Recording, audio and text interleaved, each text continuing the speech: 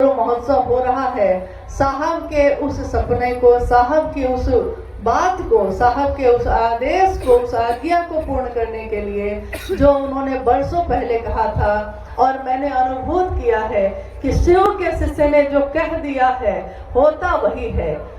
एक बार की घटना आपको बताती हूँ। शिव के शिष्य ने जो कह दिया कैसे वही होता है और क्या हो के रहेगा, ये घटना है। उस समय हम लोग पटना में रहते थे और प्रतिदिन शाम में शिव चर्चा का आयोजन छत पे, जिस घर में साहब रहते थे उसके छत पे होता था। उस शाम भी चर्चा हो रही थी और चर्चा के मध्य में साहब ने से एक गुरु भाई ने पूछा,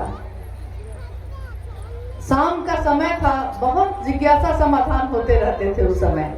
तो उस गुरु भाई ने पूछा कि साहब, जब जब धरती पे कोई युग पुरुष आए, कोई महापुरुष आया, तो जब तक वो शरीर में थे तब तक तो लोग उनके पीछे चलते रहे।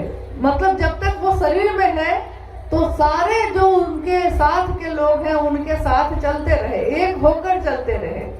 परंतु जब वो शरीर में ना रहे तो सब अलग अलग भाग में बट गए, जैसे 2 भाग में या 3 भाग में बट गए। बुद्ध आए तब भी ऐसा हुआ, महावीर आए तब भी ऐसा हुआ, ईसा मसीह आए तब भी ऐसा हुआ, मोहम्मद आए तब भी ऐसा हुआ। तो जब भी शरीर में कोई आया तो जब तक वो था तो सब एक होकर थे, और जब वो शरीर में ना रहा तो फिर लोग कुनबे में बटे या 2 भाग 3 भाग में बट गए। तो उस गुरु भाई ने पूछा साहब से कि साहब, क्या शिव की शिष्यता में भी ऐसा होगा? क्योंकि शरीर में है तो शरीर तो एक दिन जाएगा, शरीर जब एक दिन चला जाएगा तो क्या शिव शिष्यता में भी ऐसा होगा? उस समय साहब ने कहा था, बरसों पहले की, ये कम से कम 20 साल पहले की बात है, लगभग 20 साल पहले उन्होंने ये बात कही कि देखो, औरों में जो हुआ सो हुआ, औरों के अंदर वो गुरु थे, कोई सदगुरु था तो हुआ, परंतु यहाँ जगत गुरु शिव है। और बाकी सब में पहले सब एक होकर चले, फिर बाद में अलग अलग भाग में बट गए, परंतु शिव की शिष्यता में पहले सब अलग अलग कुनबे में बटेंगे।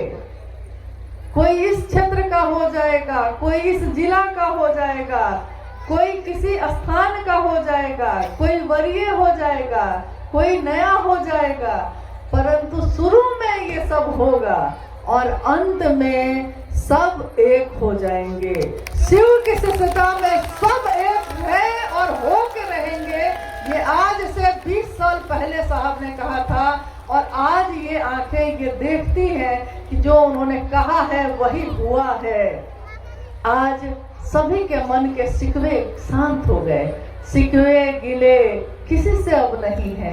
पहले सोचिए तो, पहले मन में कितनी शिकायतें थी लोगों के लिए, अब है इतनी शिकायत होती है अब?